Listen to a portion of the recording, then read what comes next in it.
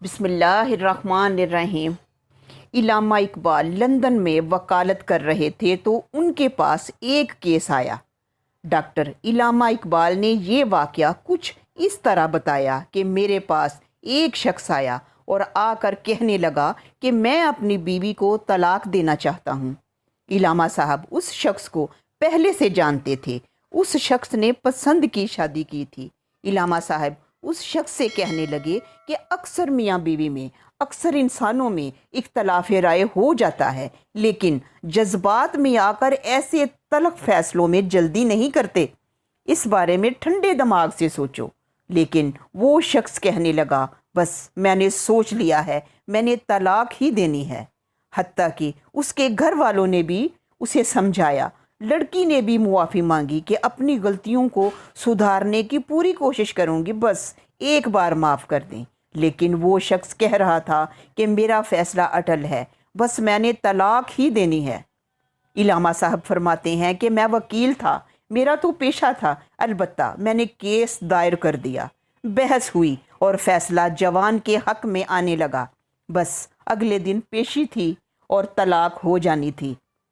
لیکن رات کو وہ شخص میرے پاس آیا اور کہنے لگا، اقبال صاحب کیس واپس لے لو، میں نے طلاق نہیں دینی۔ میں نے کہا، اب ایک دم سے یہ کایا کیسے پلٹ گئی؟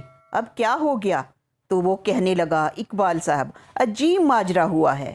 مجھے کتابوں کے مطالعے کا بہت شوق ہے۔ میں ہر قسم کی، ہر مذہب کی کتابیں پڑھتا ہوں۔ میں مسلمانوں کی کتاب حدیث پڑھ رہا تھا۔ وہاں میں نے مسلمانوں کے رسول کی ایک حدیث پڑھ لی۔ میں نے مسلمانوں کے نبی کا ایک فرمان پڑھ لیا جس میں وہ کہہ رہے تھے کہ اپنی بیوی کی ان عادتوں کو نہ دیکھو جو تمہیں پسند نہیں، ان عادتوں کو دیکھو جو تمہیں پسند ہیں۔ اگر ایسا کرو گے تو تمہارا گھر کبھی بھی نہیں ٹوٹے گا۔ یہ حدیث پڑھ کر میں نے بہت غور کیا اور سوچا کہ یورپ کے اس گندے معاشرے میں رہتے ہوئے، اس نہایت برے ماحول میں رہتے ہوئے بھی میری بیوی بے شک بد اخلاق ہے، کام کاج نہیں کرتی، یہ بڑی خامیاں ہیں۔ لیکن جس معاشرے میں اجازت ہے کہ لڑکی 18 سال کے بعد جس لڑکے کو چاہے اپنا دوست بنا سکتی ہے، لیکن میری بیوی کا میرے سوا کوئی دوست ہے ہی نہیں، اس کا میرے سوا کسی سے کوئی لنک ہے ہی نہیں۔ اس گندے معاشرے میں رہ کر بھی اس کی کتنی اچھی عادت ہے کہ میرے سوا کسی کی طرف دیکھنا پسند ہی نہیں کرتی۔ اس کی اس اچھی عادت نے مجھے مائل کر دیا ہے۔ علامہ صاحب بولے، چلو ٹھیک ہے، میرے نبی نے تجھے اس چیز پر مائل تو کر دیا، لیکن میں صبح تیرا کیس نہیں لڑوں گا۔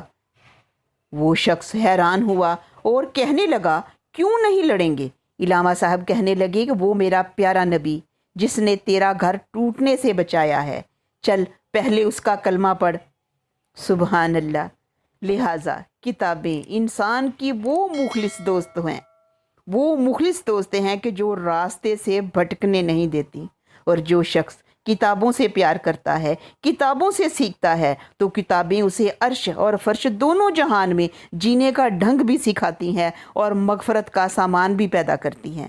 رب کائنات آپ کو عرش اور فرش دونوں جہان کی خوشیاں نصیب کرے۔ پھر کسی اچھی ویڈیو کے ساتھ ملاقات ہوگی۔ خدا حافظ۔